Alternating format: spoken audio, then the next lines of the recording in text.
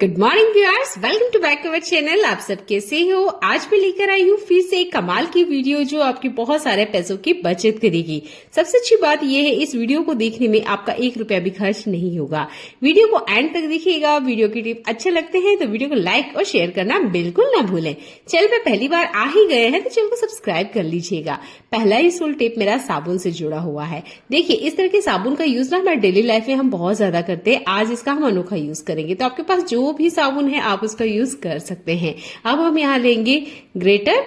अब इससे हम यहाँ पर बारीक थोड़ा सा इसको ग्रेट कर लेंगे। यहाँ मैंने कद्दूकस का यूज किया है। जो भी आपके पास अवेलेबल है उसमें आपने इसे ग्रेट कर लेना है। तो अंदाजे से मैंने लगभग यहाँ 2 चम्मच इतना साबुन को ग्रेट किया है। आप इसकी क्वांटिटी कम ज्यादा कर सकते हैं, डिपेंड करता है आपको इसको कितने बर्तनों के लिए यूज करना है। तो आज हम नहाने वाले साबुन से बर्तन को साफ करने वाले हैं।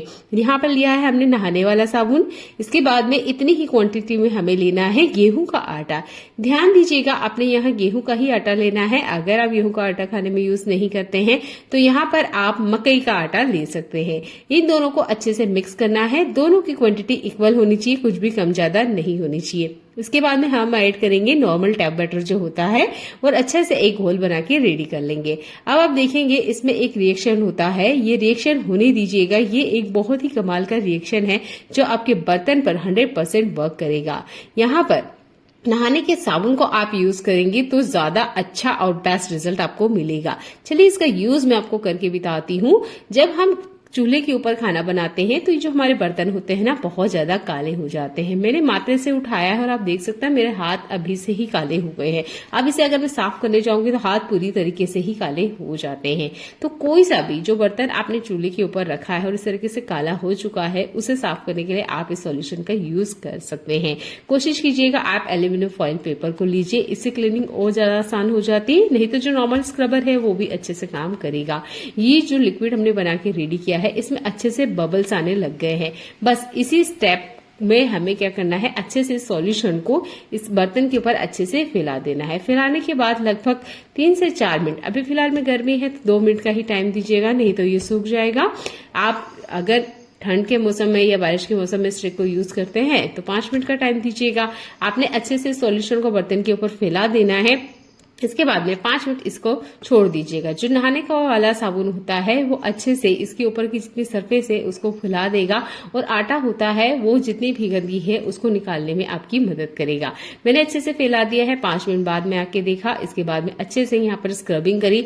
जितना भी काला जला बर्तन था वो हाथों हाथ ही क्लीन हो जाता है, क्योंकि इस तरह के बर्तनों को अक्सर कोई क्लीन करना पसंद नहीं करता होता है क्योंकि ये काले होते हैं। इसे साफ करते करते ही हमारे हाथ काले हो जाते हैं।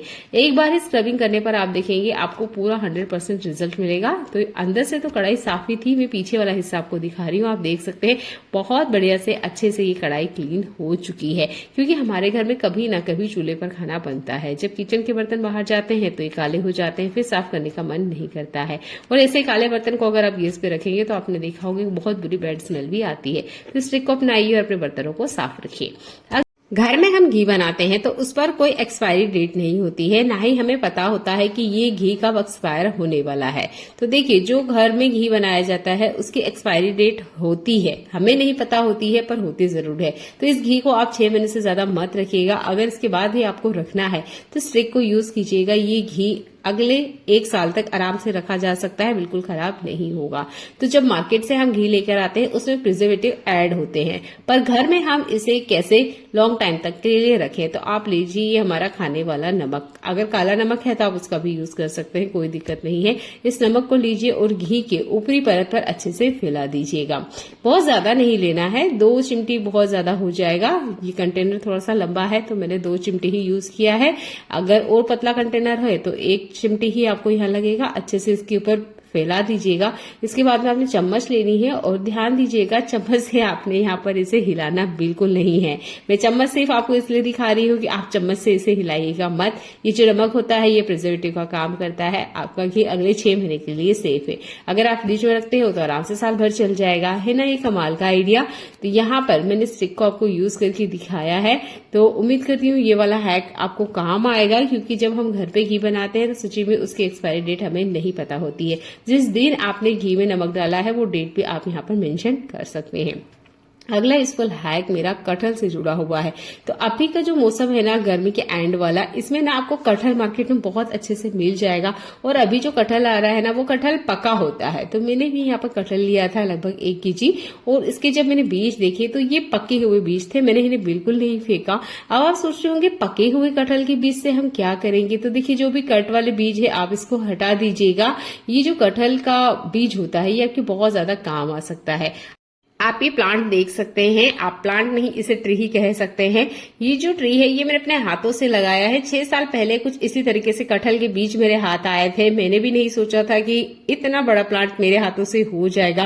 मैंने इसे 2 साल गमले में रखा। जब इसकी ग्रोथ बहुत ज्यादा हो रही थी तो मैंने इसे जमीन में इस तरीके से उतार दिया। इसे देखकर मुझे जितनी खुशी होती है शायद ही किसी प्लांट को देखकर होती होगी, क्योंकि एक जो कटहल का बीज है उसी से इतना बड़ा प्लांट बन गया है ना। कमाल का आइडिया। तो एक बार आप भी जरूर करके देखिएगा। अगला यूजफुल हैक हमारे घर में रखी हुई बेकार की बोतल से है।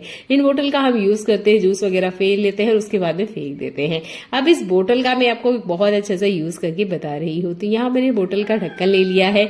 एक टूल या कोई सेफ्टी पिन या हो सकता है आप कोई कील वगैरह ले, उसे गर्म करें और उसमें होल करना है। अगर आप बिना गर्म करे भी इसमें होल करेंगे तो आराम से होल हो जाते हैं। अब होल करने के बाद आप देखेंगे इसका हम यूज कैसे करेंगे। तो यहाँ पर मैंने एयरबड लिया है। आप एयरबड की बजाय यहाँ पर कॉटन भी ले सकते हैं। मैंने बोतल को पानी से भर लिया है। ये एयरबड के ऊपर वाला जो कॉटन है इसे मैं हटा दूंगी और इसके अंदर कुछ हमें इस तरीके से इंसर्ट करना है। अब ये बोतल हमारे बहुत ज्यादा काम आएगी। तो देखिए, जिस तरीके से मैं इसका कॉटन निकाल रही हूँ और इसके अंदर इंसर्ट किया है, बिल्कुल आपने भी ऐसे ही करना है। और ये बोतल हमारी बनके रेडी हो चुकी है। अब इस बोतल का चलिए यूज देख लेते हैं। अब मैं इसमें पहले आपको करके दिखाती हूँ। ये देखिए, बोतल को मैंने पकड़ा, उल्टा किया, इसमें से आप देख सकते हैं बूंद बूंद ना पानी आ रहा है। चलिए थोड़ा सा दबा देते हैं ताकि आप आसानी से देख पाए। कुछ इस तरीके से ना धीरे धीरे इसमें से डीप डीप करके पानी आता रहेगा। इसके बाद में मैंने ली है यहाँ पर एक लकड़ी। ये झाड़ू की सीख वाली लकड़ी है। आप चाहे तो यहाँ पर मोटी लकड़ी ले सकते हैं। थोड़ा सा सैलो टेप मैंने लिया है, इसके ऊपर आधा चिपकाया है, पूरा नहीं चिपकाया है। और ये जो लकड़ी है इस तरीके से मैंने कट कर ली है इक्वल साइज में। इसके बाद में टेप की मदद से हमने बोतल के दोनों साइड, जिस तरीके से हमारे कढ़ाई के हैंडल होते हैं ना, बिल्कुल उसी तरीके से इस बोतल के आसपास हम इसे लगा देंगे। ये एक बहुत ही काम की चीज बनके रेडी हुई है जो आपके बहुत ज्यादा काम आएगी। तो आपके घर में जितनी भी बोतल है उसके ऊपर ये ट्रिक का यूज आप कर सकते हैं। बोतल को हमने किसी तरह का कोई नुकसान नहीं पहुंचाया है, बस बोतल की लीड पर एक छोटा सा छेद ही किया है। अब इस बोतल को लेके चलते हैं हम हमारे प्लांट की तरफ। देखिए, बहुत बार ना हम घर से बाहर जाते हैं और हमें हमारे प्लांट की बहुत ज्यादा चिंता होती है कि इन्हें पानी देगा कौन। तो जब हम जाते हैं तब तो हम इन्हें अच्छे से पानी देते हैं, पर उसके बाद भी 2 या 3 दिन के लिए आप बाहर जा रहे हैं तो एक बोतल में इस तरीके से आप पानी भर के रख सकते हैं। धीरे धीरे टिप टिप करके, यानी बूंद बूंद पानी इस प्लांट को मिलता रहेगा। ये प्लांट सूखेगा नहीं। बहुत ही कमाल का आइडिया है, जरूर करके देखिएगा। मुझे बहुत ज्यादा इसकी जरूरत होती है क्योंकि मेरे पास बहुत सारे प्लांट है और जब भी मैं कहीं बाहर जाती हूँ तो आधा तो मुझे इसी बात का टेंशन हो जाता है कि इन प्लांट को पानी देगा कौन। तो इस तरह की ट्रिक मैं अपनाती हूँ। और देखिए, बच्चों को ये ट्रिक आप जरूर बताइएगा। बच्चों को ना बहुत ज्यादा खुशी होती है और नई चीज सीखने की उन्हें क्रिएटिविटी आती भी है। तो उम्मीद करती हूँ ये वाला हैक आपको पसंद आया होगा। बच्चों को जरूर बताइएगा क्योंकि इस तरह की आदतें बच्चों में डालना जरूरी है कि वो किसी चीज का किस तरीके से यूज ले सकते हैं। चलिए देख लेते हैं आज का एक और कमाल का यूजफुल टिप। इस तवे का भी मैंने यूज किया था चूल्हे के ऊपर रोटी बनाने के लिए। मकई की रोटी हमने बनाई थी, पर जब इस चूल्हे पे हमारा काम हो चुका था, इस तवे को जब मैंने देखा तो इसकी हालत भी बहुत ज्यादा बुरी थी। ये इतना ज्यादा काला था कि शायद काजल भी इतना काला नहीं होता होगा। काजल को छुटाना और भी आसान होता है, पर तवे का जो कालापन होता है इसे छुटाना आसान नहीं होता है। बस मैंने तवे को पकड़ा है और देखिए मेरे हाथ अभी से काले हो गए हैं। और हमारे हाथ की जो लाइंस होती है ना, उसके अंदर ही इस तरीके से बैठ जाता है कि 3-4 दिन तक ये निकलते भी नहीं है। तो मैंने एक दिया लिया है, दिए से बहुत अच्छी क्लीनिंग होती है। इसके बाद में मैंने लिया है हार्पिक। वैसे तो मैं नहीं कहूंगी कि आप हार्पिक का यूज कीजिएगा, पर कुछ बर्तन ऐसे होते हैं जो कि बहुत ज्यादा जिद्दी होते हैं, जैसे कि ये चूल्हे पे रखा हुआ तवा। ये इतना ज्यादा जिद्दी है या इतना ज्यादा इसमें कालापन है कि जो निकलने का नाम नहीं ले रहा था। तो मैंने यहाँ हार्पिक का यूज किया है। ये तवा डेली लाइफ में यूज नहीं होता है, जब चूल्हे पे काम होता है तभी यूज होता है। कोशिश कीजिएगा जिस भी बर्तन पर आप हार्पिक का यूज करते हैं उसके 3 दिन बाद तक आपने इस बर्तन को खाने पीने में यूज नहीं करना है। कड़े धूप में रखिएगा ताकि इसके अंदर जितना भी केमिकल है वो आराम से निकल जाए। दिया लिया है, अच्छे से स्क्रबिंग करना है। अभी मैं आपको दिखा रही हूँ कि इस दिए में से कितनी सारी कालापन है जो कि निकल रहा है। तवे में से तो निकला ही है, जैसे आप दिए को स्क्रब करेंगे तो और आसानी से ये निकल जाता है। डायरेक्ट हाथ पे को कभी मत टच कीजिएगा, ये केमिकल होता है। अब पीछे वाले हिस्से पे भी मैंने डाल दिया है और बस दिए से हल्का हल्का सा स्क्रबिंग करा है, तो इसके ऊपर जितना भी कालापन है वो आसानी से निकल गया था। मुझे ये ट्रिक आसान लगा, क्योंकि जब इस तरह के जो बर्तन होते हैं ना, उन्हें कोई भी साफ करना पसंद नहीं करता है। कारण होते हैं कि हाथ काले हो जाते हैं।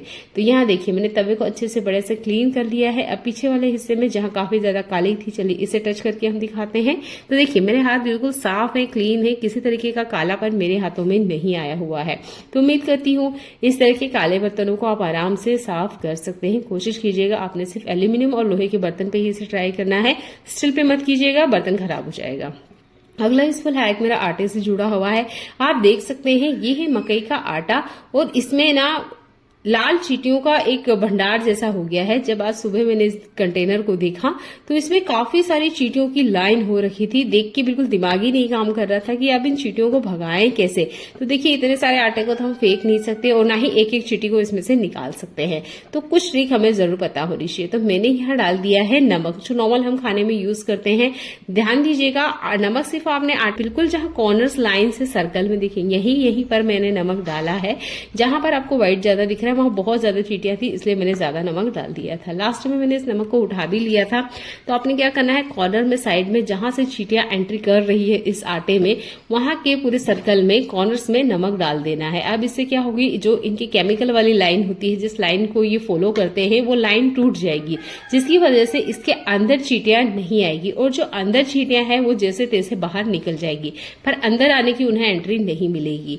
आधे घंटे के लिए बस आप इस कंटेनर को खुला छोड़ दीजिए, धूप में जरूरी नहीं, किचन काउंटर पे आप छोड़ सकते हैं, तब भी इसके अंदर की जितनी चींटियां हैं वो सारी निकल जाएगी। मैंने इसे करके देखा है, 100% वर्क करता है। देखने के लिए धन्यवाद।